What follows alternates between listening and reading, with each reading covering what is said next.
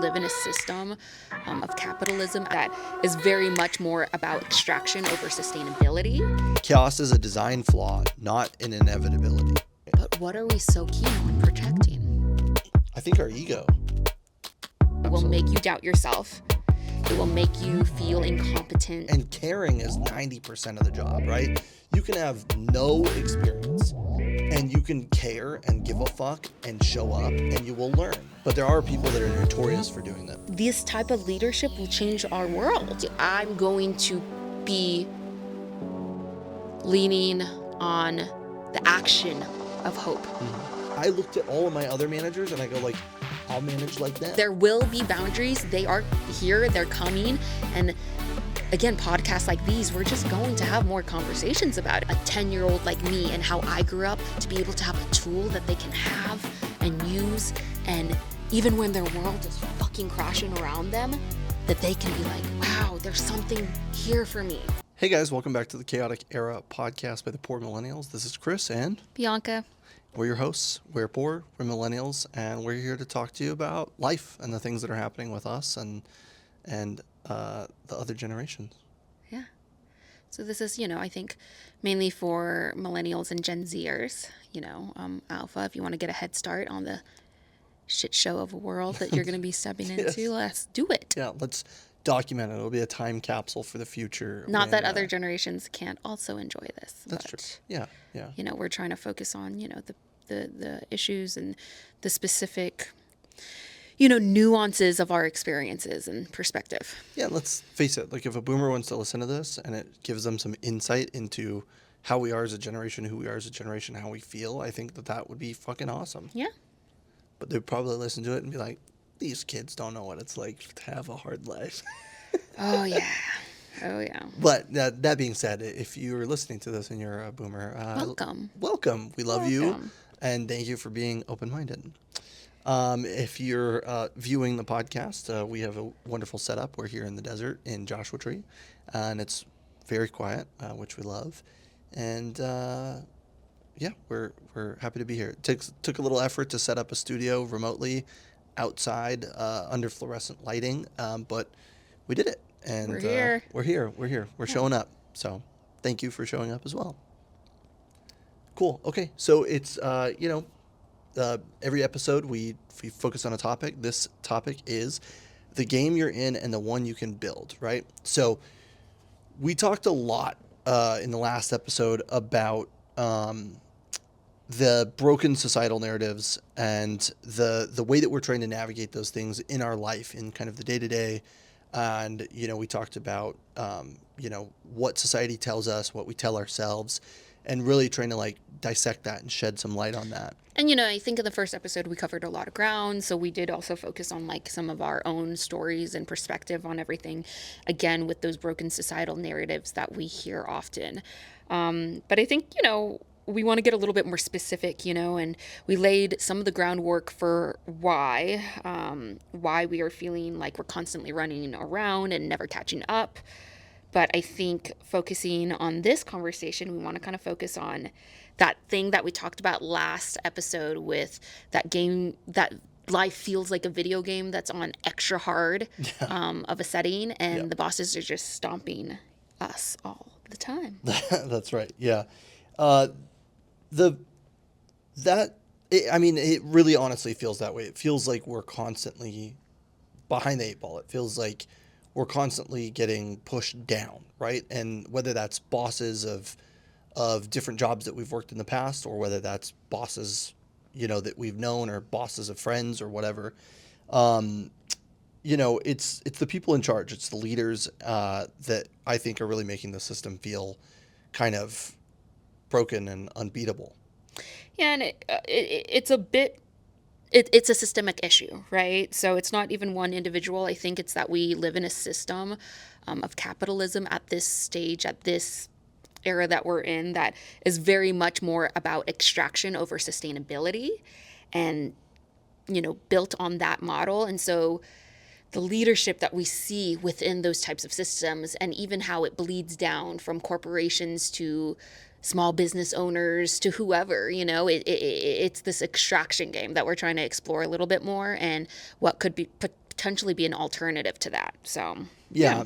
And I think, when we're talking about societal messaging, one of the things that comes up is like who you're supposed to be, right? And when you think of who you're supposed to be, it's really easy to fall into like an archetype and to not challenge yourself and to not kind of like try to change. You fit into something and it feels comfortable, right? So one of the things that we wanted to discuss was archetypes on this episode. Yeah, and I think archetypes is a good way for people to kind of understand things a little bit more.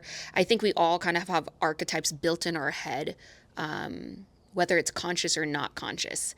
I think that's influenced by a lot of different things, whether that be media or things that we grew up with, the adults that were in our lives as we were growing up. It's just like those little voices in your head, kind of trying to guide you in a specific type of narrative. And so, yeah, we're going to kind of dive into that and explore that. We're by no means experts in any of this, but we just think it's super important to start having these kind of types of conversations. And also, we always hope that every episode we present issues, make space to be able to feel and talk about these things and how they affect us, but at the same time, be able to explore the potential growth opportunities that we can shape the future with. Right. And, hopefully when we discuss more of these things, people can feel more aligned or not aligned and whatever, but the discussion's there. And our aim is to really help, get all of ourselves on the page of like building a future that we can kind of feel proud of and not feel like stuck in this hamster wheel. Yeah. This isn't just a bitch fest. We're not here to just complain, right? It's really easy, I think, to get into that loop and to just start complaining and complaining and complaining. But we really want to present some options or some ideas for change. And obviously, if you're listening, feel free to throw some ideas out there as well. I think it's important. We all have to kind of work together on this. Yeah. Okay, so let's dive into the workplace. I think relationships and dynamics that we see in the workplace, our own personal experiences, and all of the above. Mm-hmm. So we're going to start by exploring patterns of leadership that are born from this extractive system that we talked about earlier. These are archetypes that I think we've all kind of encountered, more or less, some more than others, that force us into a state of survival. And again, I think make us operate from a place of scarcity, of fear, of obligation, of guilt, which we like to call fog. Fear, obligation, and guilt. Maybe we'll kind of like discuss that a little bit later too. So, yeah. Yeah. If you're at a job or have ever worked a job and you've never experienced somebody like this, good for you. But if you ever plan on going to work anywhere else or you think you'll ever have another boss, maybe these are warning signs. And, I don't think this is only found in the workplace. Right. I definitely think this can be found in personal relationships too. But I think, with the poor millennials, we do want to talk about careers and, work as well as one of the many topics that we'll kind of discuss. But yeah, that's the focus for this one. So, yeah. So if you want to go into the archetype, Doc, I've got it. I'm here. It out. Do you want to go for the first one? Do you want me to go for the first one? We can both discuss it. We can just all kind of go back and forth. Okay, I'll go. Number 1, archetype, the gaslighter. You know them as the person whose version of events is always changing to fit the narrative. How it feels, dealing with them is like living in a fog. You start questioning your own memory and sanity. You find yourself keeping meticulous records of conversations, not to be organized, but to prove to yourself that you're not making things up. I think of this as, I can think of plenty of situations, and it's not always a fixed thing, but there are people that are notorious for doing this. There are people that are consistent at this. Like plenty bosses have gone like, yeah, that's not really how it happened, or they've tweaked the story a little bit, right?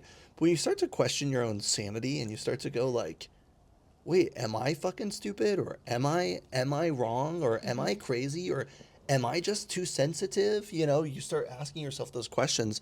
I think that's a great indicator. We all know the term, gaslighting, right? Yeah, or like, am I being a bad employee? Am I being a bad partner? Right. All these different variations. And it's just so interesting to explore because I love that we have a word now for gaslighting, right? For a long time, we did not have that. I think it's great to have more language available to us to express scenarios or situations that we find ourselves in. But I think gaslighting in the workplace happens, whether it's subtle or not. I think it's this weird dynamic that you can just feel inside, right? And you'd be like, yeah, again, the constant questioning yourself and doubting yourself and your abilities and your skills. And I think part of this allows the gaslighters to stay in control. I think it's a manipulative tactic. I know manipulative is kind of a strong word here, but I think it's a way that leaders, and I'm even hesitant to call them leaders. I want to say bosses, right? Because even the word boss feels like it has a certain different type of weight than leaders leader. Lead. Yeah. But it's a certain way that bosses have felt like they can remain strong, vigilant, that they are controlling their employee base or whatever, you know? But I think it just creates a lot of distrust. I think, yeah, there's a lot of different things. And then again, just pulling out that fear, obligation, and guilt, you know, like making you fear, you know, you're going to lose your job, making you feel obligated that you are supposed to do something more than what your role or position entitles, or working outside of those hours, guilt that like you're not doing enough, that you're not working hard enough, you know, that you're not showing up enough. All of these things are if you're able to feel those things, I think you have to sometimes question what you were receiving to make yourself feel that way. Yeah, that was going to be the point that I brought up. If you ever sit back and go like, am I a shitty employee? Like, am I like really bad at this? Like, and you start to feel like guilty for not being good enough, or even if you're trying, you feel like you're not good enough or you're still doing something wrong, like the chances are it's not you. It's potentially that you're just a bad employee. But if you're sitting around and you're asking yourself that question, I think that you know, looking inward is already a sign that you care. And caring is 90% of the job, right? You can have no experience and you can care and give a fuck and show up, and you will learn all of the things that you need to learn, most cases, right? So I think already looking inward is kind of a thing. Like, that's a sign that you're not a bad employee, despite how you may feel. And even if you're doubting that, you can tell your situation word by word to AI, and AI will most likely tell you your boss is gaslighting you. So there are tools at your disposal to just try to figure it out, you know, which again, I think is not, I don't even want to use the word expose people so much, because again, I think these bosses have just been so used to a certain way of showing up as a manager or as an owner. And it's their archetype. It's what the role that they have filled. And so, you know, to show weakness is not allowed in the workplace. Which, again, I think, you know, later on when we talk about, you know, more positive archetypes, or what we view as leader archetypes, we'll kind of dive into that a little bit more. But yeah, I think gaslighting is a real thing in workplaces of all sorts. And I think over the years and our generations, you know, we're just not going to tolerate it. That's right. Yeah. There will be boundaries. They are here. They're coming. And again, podcasts like these, we're just going to have more conversations about it. We're going to have more language to be able to be like, actually, I think what you're doing here is a little fear-provoking, you know? Wrong. Now we have to be careful in the workplace. But that's the weird thing, is why do we have to be careful in the workplace that we can't say like, hey, framework-wise, all the workplaces like to talk about frameworks and systems. Framework-wise, you're operating a little bit like this. Yeah. And it makes your employees feel like this. Yeah. I don't know. I think that's something that we need to get a little bit more used to and invite and explore. Right. Because I think stronger companies will not operate the way that in which they have, you know? And I mean stronger, not in just finances, and also not just like profit over everything. I don't think that model is actually sustainable, especially with the consumers that will be coming from the younger generations that are going to value care and intention. Yeah, I mean, and making sure that there's morals behind a company. Yeah. We don't buy blood diamonds anymore. I mean, some people do, but a lot of other people are very conscious of that. Yeah. Right? We're making choices where our money goes. I mean, it doesn't help that we can't afford it either. Sure. You know, the Moissanite is a little bit cheaper nowadays, and you don't have to feel so ethically uneasy about it. But yeah, I think younger generations will be moving in a different direction. So, but we were talking about tools, and I think that that's really important. We mentioned AI, and you can feed AI the conversations. But one of the things that we have here, that if you're listening and this quote sounds familiar to you, it might be a sign. Bianca, do you want to go over their telltale quote? Yes, AI helped us with this example. Yeah. That's not how I remember the conversation. I would have never approved something like this. Yeah. Yeah, I would have never approved something like this. So again, chances are you did get it approved. Maybe it wasn't written. Maybe it was verbal. Maybe they forgot. Whatever. But there's a possibility that they didn't approve it. But the likelihood is that you did it because you thought that it was okay, or thought that it would be okay, or thought it would be the direction that would make sense. Maybe you didn't receive a lot of direction towards something. Totally. I mean, there's a lot of gaps, but a sentence or comment like that will definitely make you feel a certain way. Absolutely. It will make you doubt yourself. It will make you feel incompetent, all the things that you can list. And so leaders need to, be more conscious about how they say things, how they deliver things, and the intention. Not even the intention anymore, because everyone's going to say, I had a good intention behind this. Well, everyone's intentions are a little fucked, aren't they? Because we are finding ourselves in really fucked positions systemically right now with companies and employees and wage gap.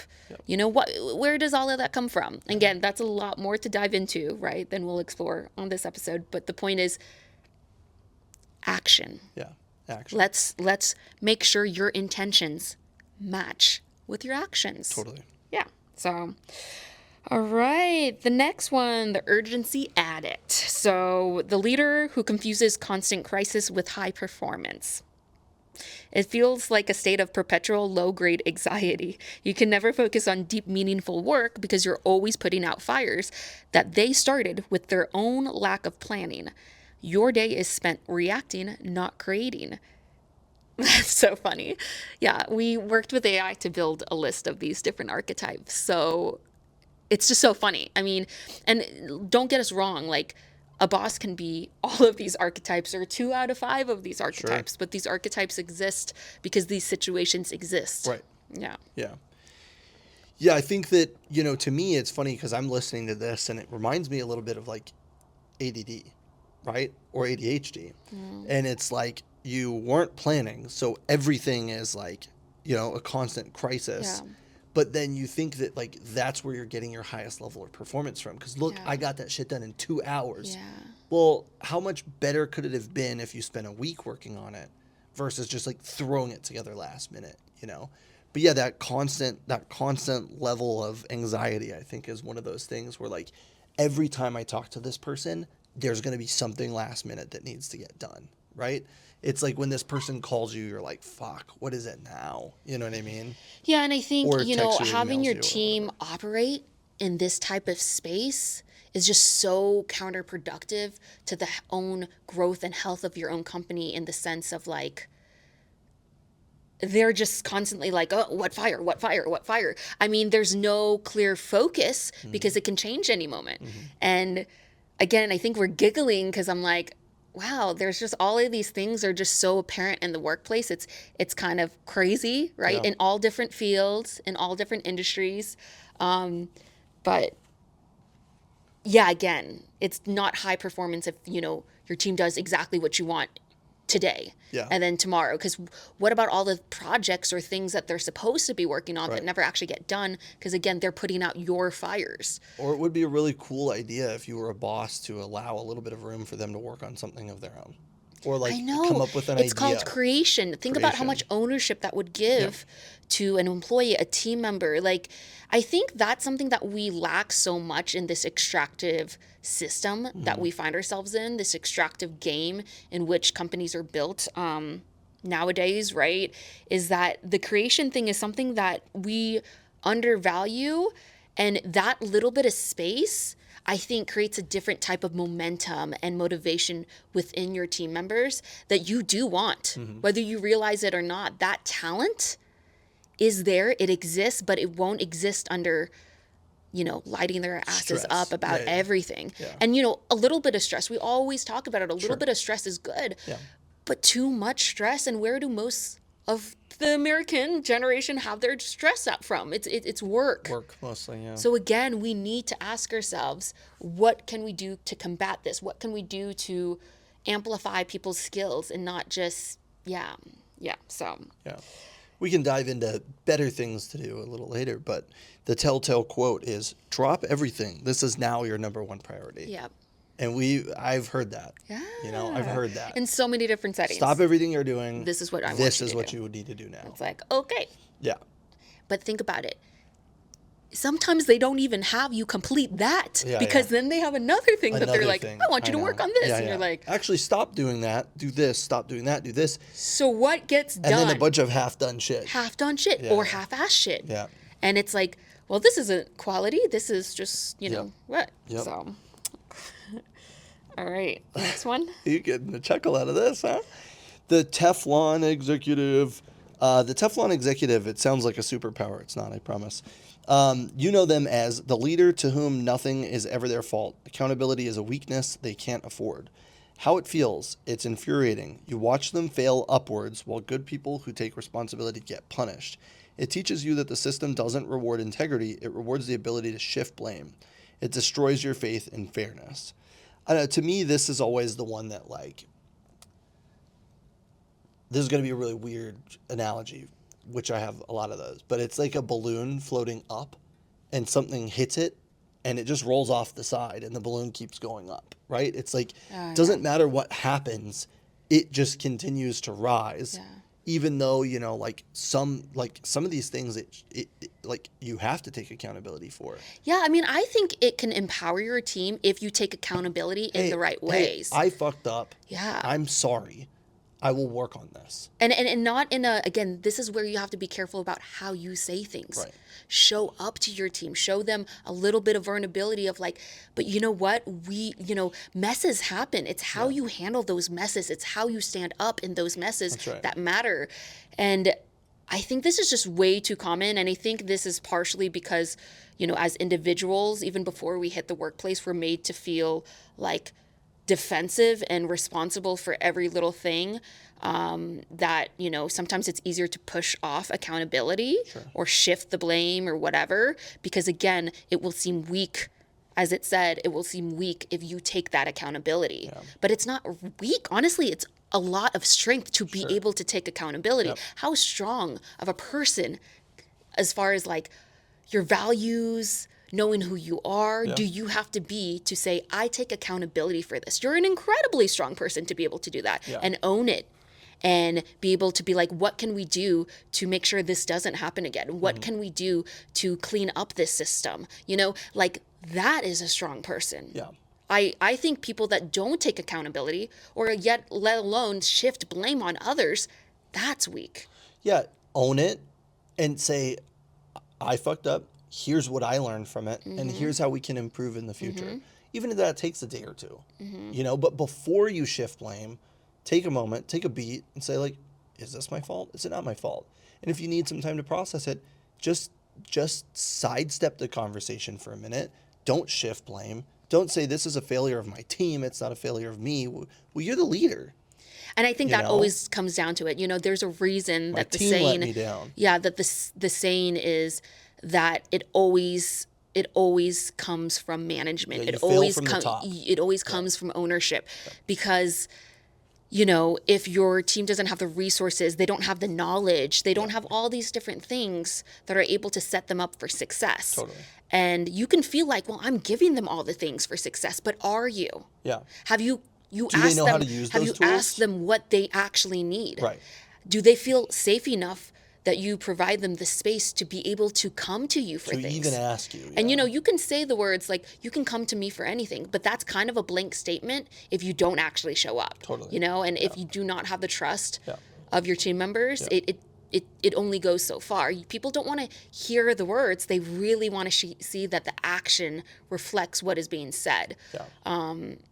So yeah, I think the accountability thing is a big thing with bosses and leaderships and management. And I think, again, we read these things And we didn't heavily look at every single one of these aspects. This is not super rehearsed. Yeah. Yeah, and so these are like our honest reactions of like, oh my gosh, all of this feels very this is what it makes me think of. Yeah. So. And you want to read the telltale quote? Yeah, so I can't fix problems I don't know exist. I need my team to be more proactive about raising red flags to me. Love that. Well, I guess I kind of got ahead of myself. But the point is, your team will not go to you with red flags if you are the red flag. Right. Well, yeah. Or if they've gone to you with red flags in the past and it doesn't change anything. Yeah, or they get dismissed, or they get told, oh, it's not that big of a deal, or you don't have the full picture. Yep. You know, I mean, how many times have I gone to a restaurant and walked in and started working there? And I say, like, why is this way? And they go, because this is just the way that it is. This is the way that it always has been. Oh, you're getting it perfectly to the next one, Chris. Oh, am I? So you're getting ahead of yourself. Oh, sorry. Go ahead. No, wait. Go straight into it. Yeah. The person, the company loyalist. You know them as the person who defends broken processes simply because that's how we've always done it. Oh, that's funny. I didn't even see that. How it feels. It's like arguing with a brick wall. Your logical, data-driven arguments for change don't matter. You realize you're not fighting a bad idea. You're fighting years of inertia and identity wrapped up in the way things are, quote unquote. If you're listening, I'm doing air quotes. Yeah, I think this is something we also just see all over the board. And again, you don't even have to work for a company to see these things. I think that's important. You know, when we're seeing all these things and we're like, oh my God, that's so true. That's so much truth. It's because it's like, it's everywhere. That's what I'm saying. I think that's how we're just linking into the next thing. Our society is just, it's literally everywhere. And again, it's a systemic issue from capitalism and the monster that is. That, again, whether it's a corporate structure that's very much more complex and so many different things going on, and again, I'm bringing this up again, or a small, tiny business, right, with just a few team members or whatever. It doesn't matter because it just seems like the owners, the managers, and, you know, the bosses are showing up in this manner, you know, and I think our listeners will agree, you know, they can listen to some of these archetypes and be like, wow, that's freaking spot on. I think I'm going to say this, and this is maybe, we haven't read the last one and we haven't shifted into new things, but a lot of these remind me of fixed mindset, like people, right? Yep. It's like the idea that like, I'm always right. I'm not doing anything wrong. Nothing's my fault. This is the way things have always been, right? Instead of taking a step back and asking yourself the question, like, can I be better? Can these things be different? How are things different? Instead of like asking how, why, and you know what, you're just going like, well, this is what it is. Life is fixed. Life is never fixed. You know? I think they gave up a long time ago. Yeah. And so it's almost like a byproduct. And I think employees are just giving up too. It feels like I think we're just so beat. Yeah. We're just like, whatever, you know? And again, that's why we hope to, you know, have conversations like this, because we feel beat all the time, you know? And I don't want to feel beat anymore. I want to have hope. I've also been these bosses sometimes. Yeah. No, right? yeah, of I've course. been a company loyalist plenty of times. Like, this is the way things are. Yeah. It's just the way that we do it. And when you don't have the answer for you know, the employee that's working underneath you, because it's like you got stuff to deal with up top and it's just all these things. So I think it's all of us being able to be better. Totally. And again, just voice things and talk about things and find other ways to do it. So the quote from that is, you have to understand the history here.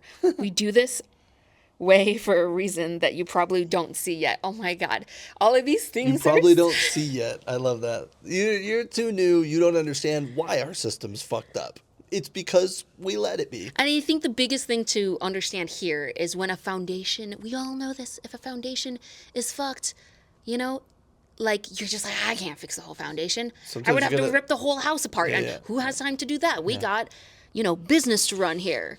And I think, again, trying to explore how to fix the foundation, whether that does mean you have to rip it all apart if it's that bad, or finding like little areas or parts to work on each part of the foundation, you know, individually, you know, to then collectively build anew, you know, but... Or when somebody new comes in and they have a new idea or they're pointing out something that's wrong, again, ask yourself that question. Are they right? Do they have other ideas? have they worked at other places where this thing has worked successfully? Like, be open-minded, you know. We're not talking about solutions. Oh, sorry, not solutions. Yes, we have one final archetype. It's so easy. Our brains keep going, but okay. So, the performance taxer, the boss who rewards your best work with even harder work and holds you to a higher unspoken standard than the rest of the team. So I think it's just like a high performer, right? It feels like you're being systematically punished for your own competence. Your reward for going above and beyond is that above and beyond. It becomes your new uncompensated baseline. It's a quiet, insidious form of burnout where you feel like you're failing even when you're outperforming everyone else. Damn. Yeah. Yeah, I mean, you see this in restaurants constantly. And it's, you know, there's a server that's been there for a long time. They're a really good server. Then they start having to train all the new people. Mm-hmm. Then they start having to, like, help with the schedule. Then they start having to, like, do all this extra shit. And then you're doing a bunch of jobs that you're not getting paid for. Mm-hmm. And I think that's the difference. If you're not getting paid to do the things that you're doing, if that's not already part of your job description, you're already part of this. And I do feel like, you know, yes, compensation, like financial compensation is very, very important, right? But I do also think there's other ways to reward people. Sometimes people want to take on more because they want to learn more. Yeah. They want to grow more. But again, if they're not being acknowledged as such, if there's a gap between that, then, and also, again, the biggest thing is, you know, we always see that lazy performer too, that like they just kind of coast by. Yeah. And, you know, maybe the boss will kind of say stuff to them, but usually eventually they just are like, yeah, it is what it is, you know, like how do whatever. They still have their fucking job? Exactly. Yeah. When all the other people are like, you know. Yeah. But the problem is when an overperformer overperforms and then, you know, they're continually expected to throw so much more effort, right? You know. And there's so many different ways, you know. It could be maybe that they started off as an overperformer and they're like, you know what, I'm not getting compensated for this. I'm going to ease my role here. Or you know, I'm going to ease my effort or my energy towards this, right? And put that elsewhere, right?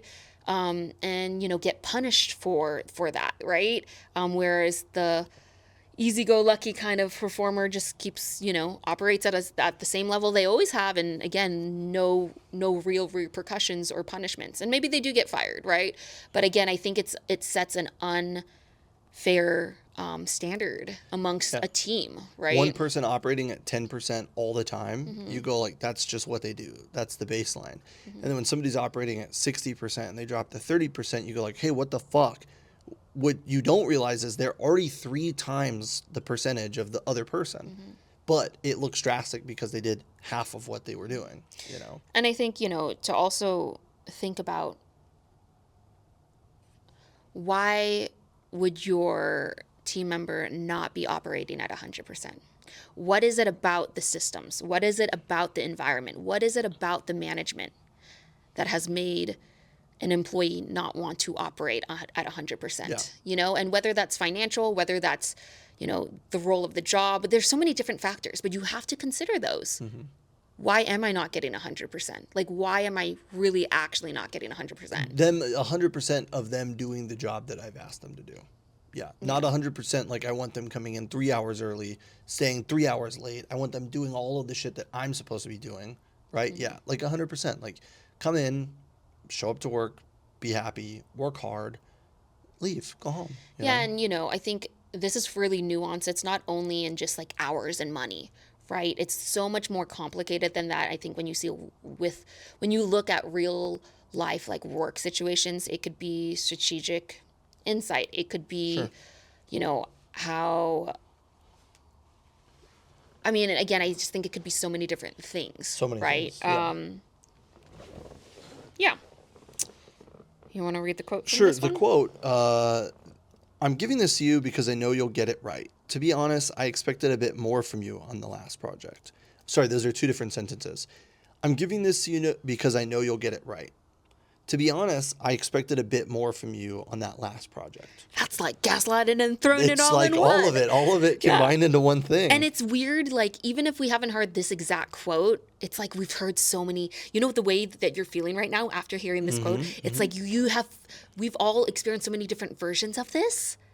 And it's so crazy because it's like, you know, it's the feelings. It's the feelings. It goes back into the fear, obligation, and guilt. Like, you're like, damn, like, it's like a fucked up parent, like, you know, you're doing a good job, I love you, but you kind of suck at this. Like, Yeah, it's like, yeah, yeah, like, it's so confusing, yeah, and it's so contrasting on purpose and yeah, manipulative, and it's just like, what, yeah.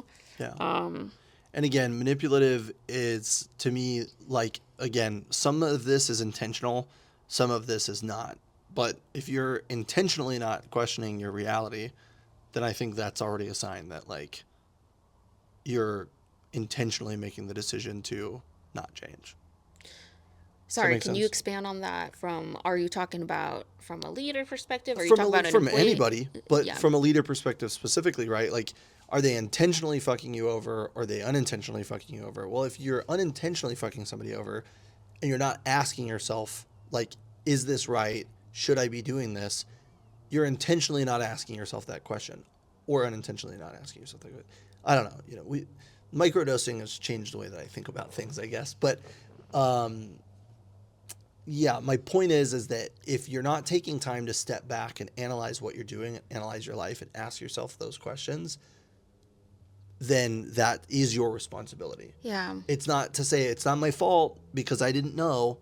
I didn't know I was hurting people, so it's not my fault. I didn't know I was gaslighting people. Right. Yeah, yeah, yeah. Exactly. I It's gaslit like, myself too. I think that's the main thing, is to be a good leader, you have to work on yourself. Yeah. Personally. To be a good, yeah, we should always figure out a way to try to work on ourselves a little bit. Yeah. A little bit. A little bit every day. Yeah.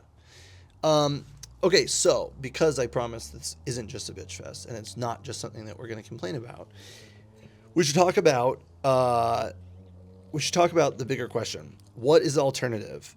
Is the goal just to find a job that sucks less? Right? I don't think that's the answer.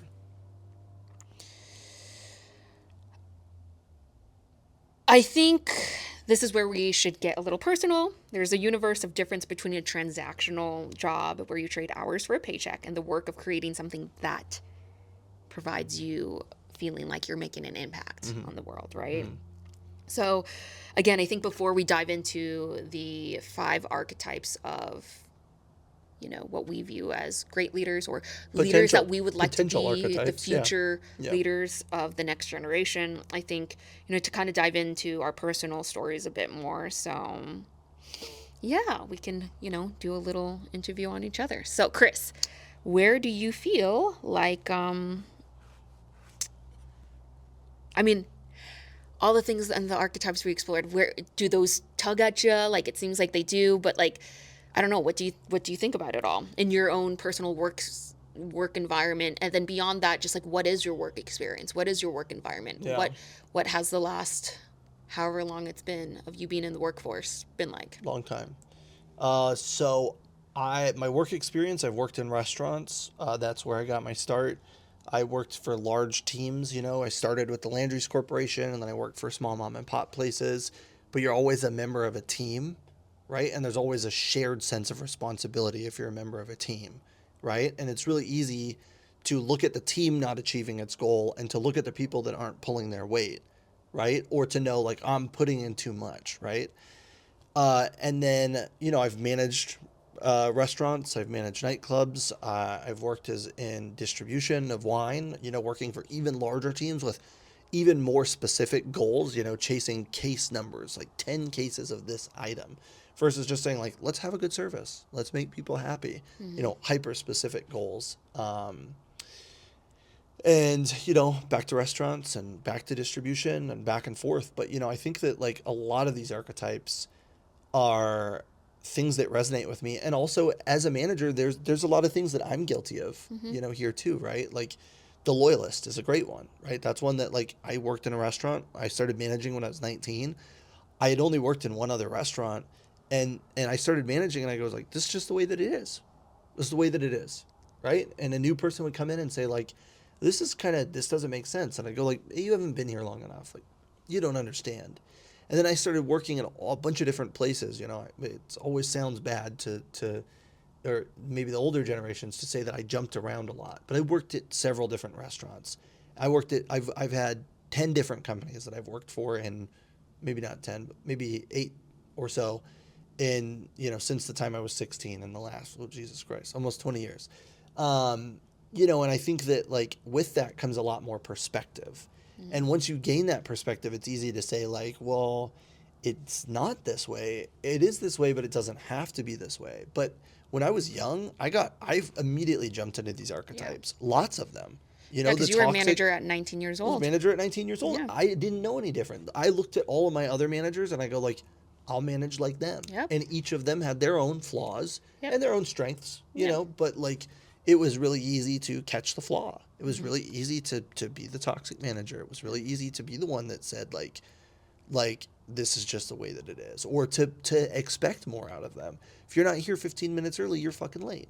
No, you get paid to clock in at 3. Clock in at 3. That like brings up something that comes in my mind when we discuss this. It's like, we are, this generation, our generation is catching up to the gentle parenting stuff. Yep. We're not full on gentle parenting, but we're definitely like really trying to figure out a different balance. It's so funny that the workplaces have not caught on to, for an easy purpose, let's call it the gentle management.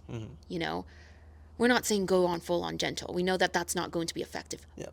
But the harshness, all the archetypes that we just talked about, clearly it's not even working. Yeah. You have disengaged employees. Clearly there is a better way to do these things. That to go based off of these old archetypes and old management styles, it's like, what if we went off the old like parenting styles? Damn, our kids would be effed. So let's just, and I know that there's trying to be some progression for sure in management styles, and that there's big conferences and lots of money thrown at, consulting managers and owners to how to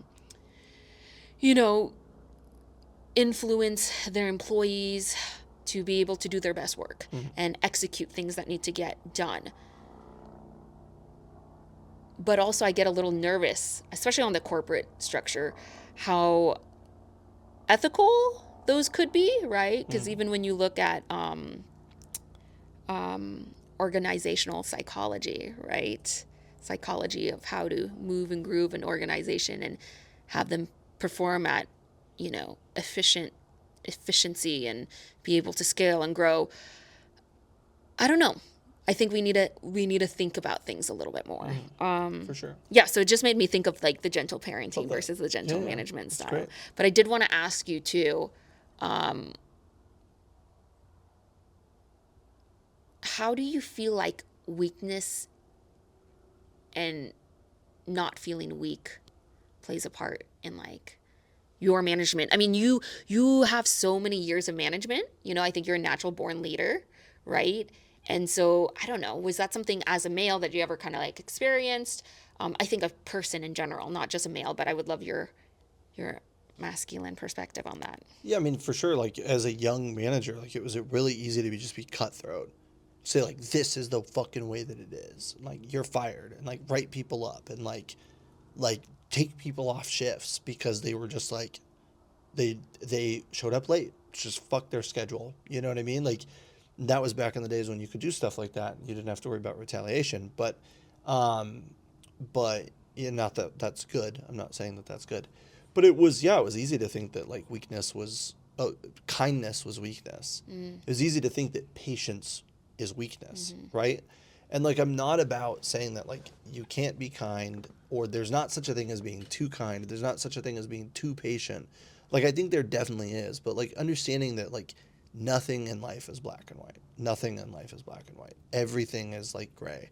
Sure, there's some things to me that are black and white things, but to other people there aren't, So looking past your like younger career in management, looking past at your more recent or later years in management, what do you feel like, if you've learned, or like how you've incorporated, or things you felt like really good about when you're leading your teams? Yeah, I think that it's comes down to like leadership, like leading. It was the difference between managing and leading. Managing is like, what do? You manage problems. Like, you can manage people, but like That's just managing them. It just sounds very transactional. Leading them is different. Leading them, you're like giving them a destination. You're helping them get there themselves. Management is like picking them up and dropping them off. Picking them up and dropping them off. Saying, here, you go here. You do this. Leadership is teaching them intrinsically to find that within themselves and to encourage them to find that within themselves and to lead, right? And like managing at Ozuma and Embarcadero, right? Like I had all these guys that were great bartenders, all of them with a lot more bar experience than me, and I'm responsible for them. So what do? I say, hey, why don't you create a signature cocktail? This is, you do this. Give them some creative freedom, give them some boundaries to function within and operate within. And then, like, you know, it's like, I already know one of the other things, you know, the other archetypes that we're going to cover, so I won't say it, but it's kind of like, you know, helping them grow within a certain parameter that you've set. But encouraging and inspiring versus punishing and demeaning. Yeah. What do you think is the best way to inspire people? I mean, I'm sure every individual is different, but is there common like things you can do as a group with individuals one-on-one that you feel like lead to like effective inspiration of your team? I feel like there's a couple different things, right? I feel like, first of all, to be a good manager or to be a good leader, you have to identify your employee and you have to identify what resonates with them, right? Some of them you can get next to and you can just work hard and they're going to look over and see that you're working hard and go, I want to work hard too. Some of them you got to poke them, give them a hard time, you know, be big brother, be dad. You know, you got to like push down on them a little bit in a sense of like, hey, like pick your, like, hey, we talk about this every week. Can you please get your fucking well in order? We talk about this every week. Can you please show up with an ironed uniform? Like, we talk about this all the time. And, like, be patient, but be direct. Because if you just roll over, they're just going to keep doing it, you know? Then it happens a third time. You have to say, hey, I talked to you about this before. Don't do it again. And then you make them do things, right? Like, you came in, your shirt's dirty. Or it's wrinkled. Great. I have an iron downstairs. Go downstairs and iron your shirt. Oh, do I have to? Yes. And then you have to hold them accountable. You got to give them warnings, but then you got to hold them accountable, right? So I think to lead people, like, you have to identify how they work, and then you need to kind of encourage the best parts of that. I don't know if that makes sense. No, it totally makes sense. I think that's great. Do you feel like, what type of energy do you think consumes a manager? You know, how difficult is it to step into, you know, a place that you can be there for your team, you can be there for yourself, and you can get the results that you want? That's a big question. I feel like it can be hard, right? Especially if you were an employee. If you were a server and now you've become a manager, if you were your coworkers and now you're their boss, right? It's a lot harder because you've built peers and they're still your peer, right? Like, I never think of like a manager as like a superior being to a server. No, we all have our roles to do, right? Like, I'm your superior, but I'm not like a superior person, right? Like, you do your job, I do my job. You might be a better server than I ever was, right? That's great. That's awesome. So I feel like it can be really hard to be a manager and to show up in the way that you need to show up, right? And it can be very isolating because you now can't trust the people that used to tell everything. You can't tell them everything because you're going to say like, hey, I'm going to fire your friend. We're out for drinks at happy hour and I'm talking to you about my manager or something, and then everything's going to get around. So all of a sudden you have to really like step in and you really have to like create a bubble and somewhat like protect yourself and protect your work self and your home self, because it'd be really easy to just go and hang out with those people again, but you have to change things and it hurts, but moving up into different positions makes you change. It makes you adapt. It makes you question yourself. Am I sharing too much, you know? But do you think in that bubble of isolation you can push yourself so far away from others that you don't actually see the systems that you should be responsible for fixing, you should be responsible for making better, and that there are ways you are not showing up for your team because of that isolation? Yeah, absolutely. I think that's really easy because all of a sudden it goes from I really care about what they think because they're my friend to I shouldn't care about what they think to Mm-hmm. I don't care about what they think. Mm-hmm. And when you get to the phase of I don't care about what they think, you're no longer an effective manager. Mm-hmm. You should always care what your employees think. Should you let it keep you up at night when you first start managing your friend and they go like, "Well, you kind of turned into a dick." And then you're upset for weeks because you're like, "Wow, I'm a fucking asshole." When really you're just trying to be a good manager. You're just trying to do your job, Mm-hmm. right? Like that's one end of the spectrum.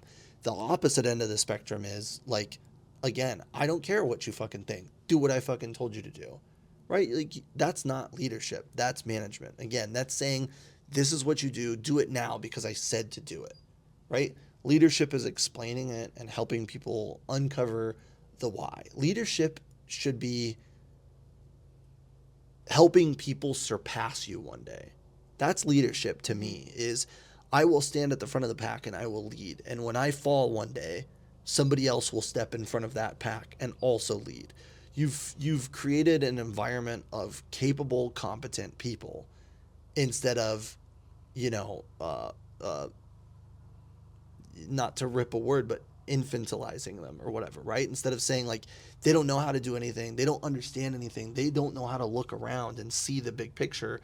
They only see the task in front of them because that's all I ever let them see. Mm-hmm. No, I want people that are going to eventually stand next to me. I want people that are eventually going to question me and help me grow. Those are the people that you want. Those are the people that you want to lead. Those are the people that you want to lead you, and those are the people that you want to lead with. So managers stay in isolation bubbles. Do you think leaders stay in isolation bubbles? I don't think so. No, I mean sometimes. I would say sometimes, and I would say again to not put anything black and white. I think isolation bubbles are important. A bubble is clear; you can still see out, and people can still see in, but you're somewhat protected, right? But the second you close your eyes, or like you're no longer aware of what's happening, you're not looking around, you're not involved in the environment. I think it's a lot more different, right? But what are we so keen on protecting? I think our ego. Yeah, I think 90% of the time, and this goes back to our archetypes from earlier, 90% of the time it's about protecting the ego. Yeah. It's not about like I don't want to change, I can't change or any of that. It's all about, and I almost brought up social media as like a negative, and I'll bring it up in somewhat way of a negative. Like we are, and this has always been this way. We are so concerned about our image. We're so concerned about like what other people think about us and so much less concerned about what we think about ourselves, right? We were talking about this earlier, self-talk, right? Like I think it's something that like we don't spend enough time talking about, right? Like it's all about what other people think. I can't be weak. I'm a leader. I mean, weakness and softness are two different things. You can be soft. You can hear somebody's plight. Somebody comes to you and they go like, "My fucking mom just died. I didn't show up for my shift." And you go like, "You're fired. You no call, no showed." That's not that's you're just a bad person. But like that doesn't make you a strong leader. Yeah. And then the last thing, I wanted to also bring up, right, is what impact? What do you want to create in the world? Where do you want your career, work that you do in your life? What's some of the hopes and aspirations you have? Me? Mm-hmm. I mean, I hope through this and through the reluctant psalm, we figure out a way to encourage other people and increase, conversation and to help people keep an open mind and help people evolve and help people grow, and to remove a lot more of that isolationism, right? Like again, being inside of a bubble is fine, right? But like if you're closed off to the world and you're closed off to the people around you and you're closed off to your family, like are you living, right? Like is your reality real? And I think that like my hope is that like I can help people grow and learn and that people will grow and learn. Yeah. Yeah. And I think you need to acknowledge that you have done that for others as well. Yeah. But yeah, the focus is forward and continuing that and expanding on that. That's right. Do you want to cover some of your? I don't know what questions you have for me. Yeah. So let's go to your your work experience, your leadership roles, and again, similarly, like, do a lot of these archetypes from earlier really resonate with you? I definitely think all the archetypes resonate with me one way or another at different times in my life. Um, at I mean, throughout my course of being in the workforce, I think it's very present, and it's very clear. And again, I keep using this word, but I definitely think it's a systemic issue, right? So trying to explore other ways of in which we can do something and empower people, empower leaders, and empower employees. And I don't even like the word employees. Empower team members. Team members, right? Empower your team. I just think back that's to so leader important. versus manager. Yeah, exactly. They're not your minions. Do you know what I'm saying? They're just not. Yeah. Right. And so, so work experience. Worked in restaurants for a long time. I don't know. For some reason, when I was younger, I was always like, I don't want to get into management. I don't want to get into management. Maybe because people would always kind of poke me and be like, oh, you should be a manager. You should be a manager. Because again, I think when you care so profusely about things, that shows up sometimes. And so people are like, oh, that would make a good manager. And I heard that a lot in my younger career. And I was like, I will never be a manager. And sure enough, ended up in various management positions because whatever. And, I've managed different things, right? Like a wine club. I've managed, I was a marketing manager, right? So managing different projects and different things. And then I've been managers for people, right? Yeah. And, we own our own business. I've managed people for our own business. There's contractors, and then there's more like employee-based individuals we worked with as well. And so, everything in between. And I think, there's been tons of learning curves. Like what you said when you were younger, it's so easy to be like, this is what a manager is. Yep. I'm putting my manager hat on, and, this is how my managers have always been. This is what I'm going to, repeat and replicate. But again, when we think about that isolation bubble of a manager versus an isolation bubble of, like, let's say a leader, I don't think a leader is in an isolation bubble because they constantly are looking for effective, strong leaders, empathetic leaders. Whatever your values are, I think you will find a way to find information of leaders that provide that. And I think the world is our oyster at this stage, that you can go on YouTube and you can look at entrepreneurs. You can look entrepreneur for me specifically, right? Because that's the type of thing that I'm into. But whatever you're into, say you're a woodworker, whatever you're into, you can look at leaders in all these different areas and you can dive in and you can hear how they think about things, how they think about their team, how they manage, efficiency, and how they execute things to be able to deliver their products or services, whatever it may be. And you can find inspiration from that. You can almost put yourself in this circle that even if you don't have anybody in your life, right? No mentors, nothing, which honestly, that's what I have found myself in. I don't have any mentors,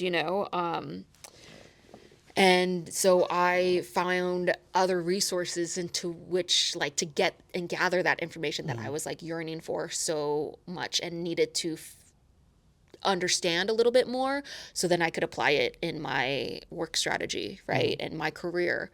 So again, restaurants, have worked in sales, marketing, and we do consulting, we do brokerage, we do a lot of different various things now. And I think the brand work now is and it's an extension off marketing too. So I think I at least had like a good foundation or ground to build upon for that. But it's something I totally enjoy. I enjoy, creating narratives. I enjoy creating things. When I was really, really young, I don't like to talk about this too often, right?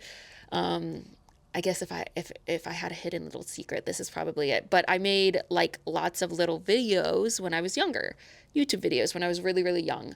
Again, I came from a household with a lot of adversity.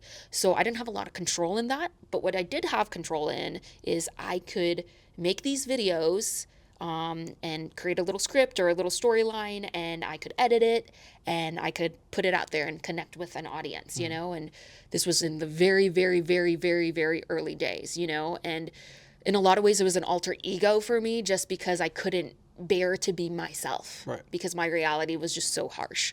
There was a lot of abuse and, again, a lot of neglect that I didn't know how to deal with all of that. So I needed to compartmentalize that and find an outlet that I could feel empowered, that I could feel like like a strong version of myself. And that was very much that. And so now to come full circle and get back into this content creation thing is hard for me in the way that I don't really want to show up in front of cameras Sure. and do these things, but I don't know. I just feel like my voice, I want to share my voice and my stories. And I also want to connect with people. And, you know, even if it's just like little things people can gather from what we're saying to inspire them to think about things differently or to pursue something that they want to pursue or be the person that they want to be, stand up for themselves in the way that they need to stand up for themselves in their life. Like I'm going to get over this part just so we can offer that. Right. And, you know, in a weird way, it also feels like home for me. There's something that feels very right about it, even though, you know, I think I have a lot of fear around it. And exactly what you probably say, right? Is your image, your ego, you want to be able to protect that a little bit. I think I'm at the age that I probably don't care as much, especially from when I was younger, about like what people think about me. I think I'm certainly outspoken. I think it's more so about just ensuring that, you know, my values stay intact, you know, that there's a level of integrity, that I say the things that I do the things that I say I'm going to do, that I show up in the ways that I want to show up in, and just create space for that. Yeah. So, yeah. And I think the biggest thing, you know, that we haven't talked about is some of the other ventures that I may be working on too. Yeah. So, Yeah. Well, I think that's beautiful. I think it's really well said, kind of the things that you covered. Do you think that, you know, the content creation and kind of like becoming somebody besides yourself, right? Do you feel like in a way, being able to step outside of yourself and create a different version of yourself, kind of, I don't know, the idea that you could be somebody else, do you think that that's something that has helped you grow throughout your life? I think in my earlier years, for sure, I needed that crutch. You know, I really needed that. I think the reason I'm so hesitant now to show up is because I am myself. Right. This is me. Yeah. And I think there's something incredibly scary about being yourself. Sure. But authenticity is real. And I think, you know, we see more and more that people are looking for authentic voices in the content that they consume. And so I think, you know, that just came together. But I was like, oh, that's probably because I was always this character before. Yeah. And now I'm myself. Sure. And I've gone through a lot of different things. So again, when I talk about different parts of my past and the hardships and stuff, I do that. Yeah, it's showing vulnerability, but it's also because this is who I am. Yeah. I'm very proud of who I am and how far I've come, that it wouldn't do myself justice or be myself if I didn't bring up those little things, you know? Yeah. Whereas before I might be like, avoid them or avoid, you know, discussing things or whatever. Yeah. But I think, you know, showing up as myself, you know, that is also getting thrown into the type of work that I'm wanting to do as well, you know, and provide in the future and now and all of that. Mm-hmm. Awesome.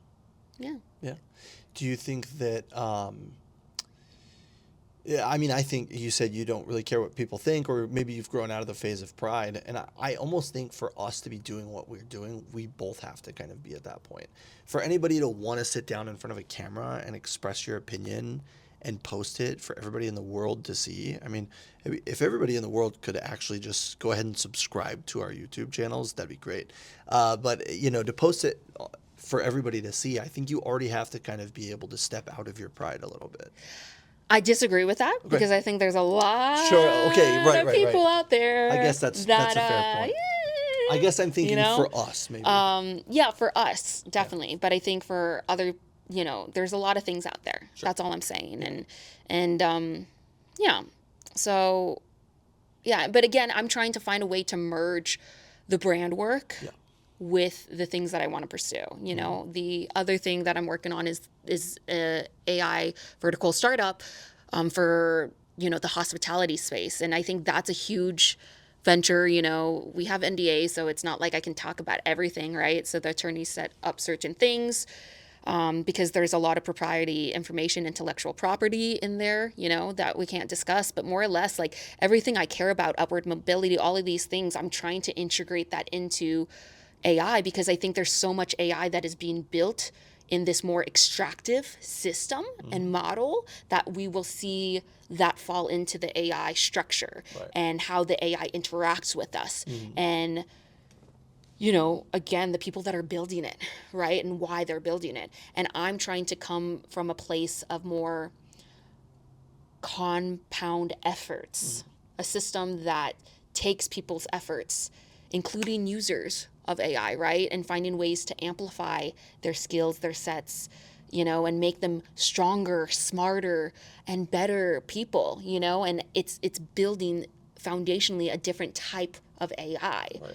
And, we can use the word human first approach to AI, but human first, I think AI in this stage, everything's so new. So you'll see different words being used and it kind of like people are like, developers are like, it means this. And a company means like, it's like, a different industry, it means this. And like, there's all these different, but human first is for me, right? For the AI I'm developing is really focused on making sure that the user is, again, growing from it and that it's amplifying them and not infantilizing them like a lot of AI are being built, or the base models that they're building these things on top of, right? When they do stacks and stuff are that, they're infantilizing users. And so I think that's a huge focus too that I'm also working hard on, and takes up a lot of my time. Not even a lot of my time. Honestly, I haven't been working on it as much as I should because been busy with all the other things, right? But when I think about impact, when I think about creativity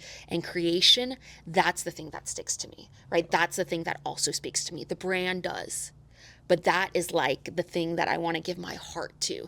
That's the thing that I want to create for the world because I want, a 10-year-old like me and how I grew up to be able to have a tool that they can have and use. And even when their world is fucking crashing around them, that they can be like, wow, there's something here for me, and ideally set them up for a path, and this is a long-term goal, right? Like way, way ahead, right? This isn't, the for-profit goal that a startup has to have, right? At different stages of growth. But it's something that like is still a vision in my head. It's something that still, leads with the heart, when there's all the other logistical things you got to think about with investment strategy and different stages of growth and different products, B2B versus D2C, when those would get implemented at different stages, market opportunity, blah, blah, blah, blah. So, yeah. Well, I think it's a sign of a dynamic leader when they can take a step back, pivot, and move forward, right? And you looked around and said, there's not a tool that exists in my industry.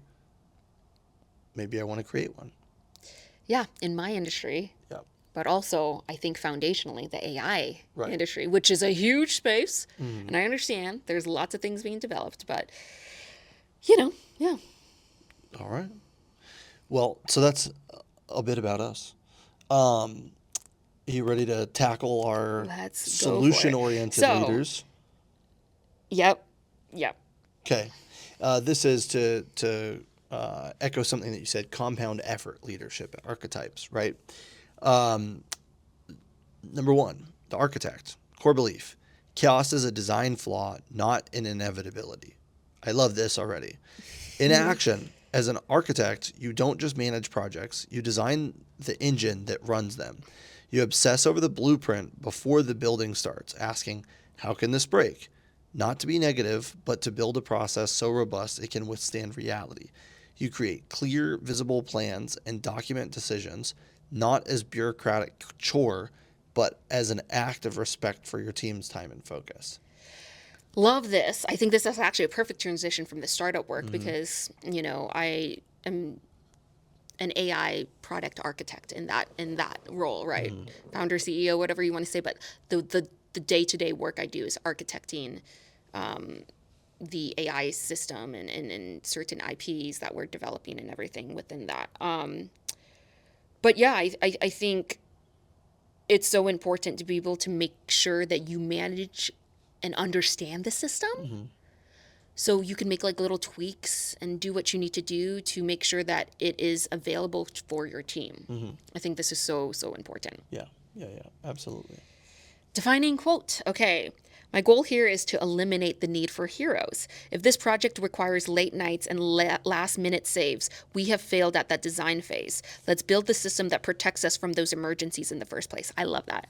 Again, I think that focuses on like, when we talk about heroes, I think it's those overperformers. Yeah. Why it's the is the person that's giving overperforming 100% and wants to drop not back 100%, to 50? 150, 200, Yep. you know? And if that person chooses not to do that anymore, then your system is failing. If your system you know? If your system is dependent on that, then your system is failing.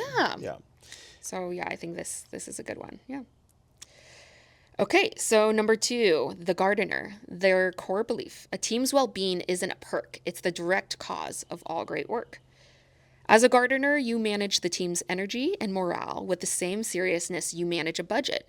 You know that a culture of relentless urgency is like farming in a drought. You'll get a desperate harvest, but you'll ruin the soil for the future. You are the one who actively schedules downtime after a big push, protecting the team from the just one more thing that leads to burnout. I would love to have a leader. Yeah. Like manage a team like as if it was a garden. Manage those resources as if their energy is a resource, which it is.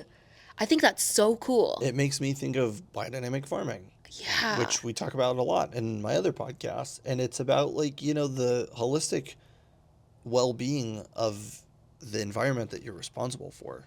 And it's a skill that's built, right? A gardener, the first time that they do anything in the garden, doesn't know everything, but by the end of it, after years and years of doing it, they know when a plant is like, this plant's off. Yeah. And you should be able to be so in tune with your team Too that much you're saying, water, not enough water. This is a disease. And this is see a it virus. as like, why aren't you doing this? This is what I told you to do. Yeah. Look at your team member and be like, I think I know what's going on. And if I don't know what's going on, I'm going to find a way to figure out what's going on. Yeah. It's nurturing your team. Yep. I love this. I think this is so, so cool. I love it. The defining quote: I'm looking at our team's energy, not just our to-do list. We're coming off a major push and the soil needs time to recover. We're going to intentionally build a slower follow week into this quarter to protect our long-term health. That makes it seem like, hey, it's not all about profit. And I love it's about that. Your well-being. And honestly, a week in a quarter, what is that? What is that? 1 week in a quarter. Yeah.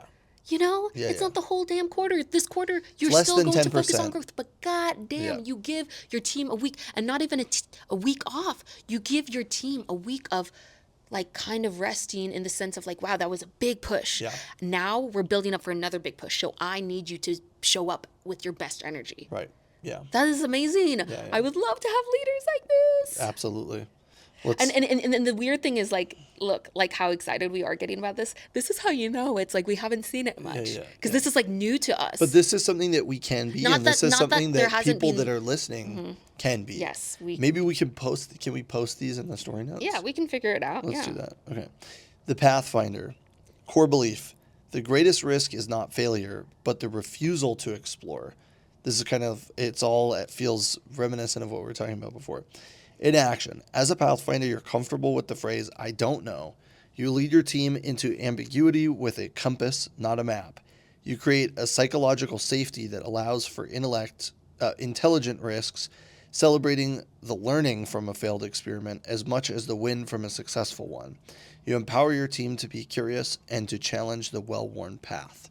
Love it. Again, think outside the box. I mean, I'm smiling when we're listening to this because it just makes me feel so empowered. Yeah. And it makes me want to be that type of leader, but it also, I think this will change, this type of leadership will change our world. I agree. Yeah. Yeah.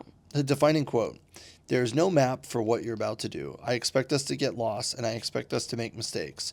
My only rule is that we share what we learn from every dead end so you can find the right path forward together. Your job isn't to be right, it's to be curious.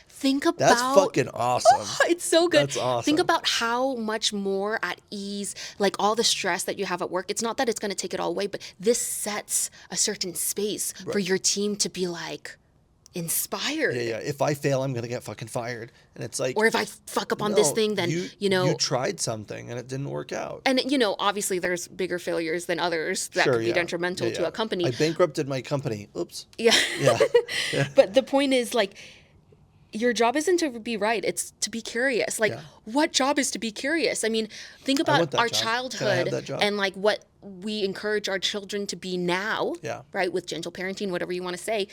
If we could encourage a workforce, a generation of employees, of team members to feel this, like, I think some beautiful shit can really happen. Totally. All right, the bridge builder. The speed of innovation is limited by the speed of trust. As a bridge builder, you focus on the invisible architecture of the team, the relationships, the communication patterns, and the levels of trust. You are the one who will pause a tense, high-stakes meeting about a technical problem to address the human dynamic in the room, knowing that no project can succeed if the people building it don't feel connected and safe with each other. Safe. Woo! Safe. Yes. And, things can be built. Yeah. It says, it can't succeed in, it can't succeed in building. Things will be built. Things are built, but they aren't going to be built well. Yeah. Or maybe they will be built, like they efficiently work, but you can build better things, better products, better services. Yep. If the people behind it together are working and feel safe with each other and feel connected and feel aligned in their goal and mission. Yeah. Beautiful. Love it.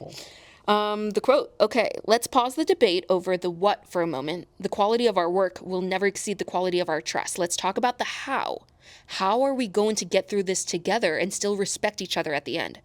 That is the most important thing that we'll solve today. Love it. This is so inspiring. This is great. Yeah. Love it. Can I have this? Can I be this? Can I have this? All of the above. Okay. The catalyst, the core belief. The leader's truest legacy is the growth of the people they lead. In action. As a catalyst, you're an agent of transformation. You see the potential in your people that they might not see in themselves. You don't just assign tasks, you match people with challenges that are just beyond their current reach, giving them the support they need to succeed. You give direct, compassionate feedback because you care more about their growth than their comfort. Woo! Love it. Yeah. This you would have to be such a good leader to be able to manage this without like stepping over boundaries or toes and like being able to do it effectively. Or without going into the asking more from your employee than they should now I'm do. realizing the reason bosses don't do this shit is because this is hard. This is next level shit. This is you being really confident in yourself, your ability, your team. It's like you literally having your shit together. Yeah. It's because I know as a manager, as us managing before, this would be, it would take time to build this type of skill. But like to do this and be that type of leader, but also to like have a leader do this, be that way towards me, like that's super cool because then it also takes away that like whole like I'm not being acknowledged, I'm not being seen for all my effort, and it makes them feel seen and it's treating them as an individual and cultivating the work around them to the best to their abilities and to where they can grow. So and the defining quote? Yeah. My job is to keep you on the steepest part of your learning curve. I see a bigger version of you than you might see right now, and my goal is to give you challenges and support to get you there. The project you're on now is too small for your potential. Let's talk about what's next. I think we got to be careful about this because this could potentially be gaslighting towards the end. Sure, yeah. If it's not done correctly. But I think also, acknowledging like, hey, I've been seeing you putting a lot of effort. Like, what other types of projects can we put you on that, again, don't not compensate you or don't take care of you, but like put you where you creatively want to be, Cool. So, yeah, that's very fun. Yeah. So this is exciting and, just a little plug, I did some of this, but honestly, the AI that I'm building helped me do a lot of this. Yeah. And so I think, if we can build AI structures that are able to help us grow as individuals and grow as companies in a more value-orientated way, I think we can build a really, really cool future. That's right. Yeah. Never stop questioning. Never stop asking yourself. Never stop thinking outside the box. I think all of those things are so important, and I think that's kind of the moral of all of this. And you know what? Like, the world is a scary place. It's going to get even scarier, but like I'm going to be leaning on the action of hope. Mm-hmm. Not the intention of hope. Not just optimism for pure optimism. The action of making the choice of a better future. Love it. Cool. Do we cheers with the mics? Can we cheers? Cheers. All right, cheers. All right, thanks guys for tuning in, and we'll see you in a couple weeks. See you next time.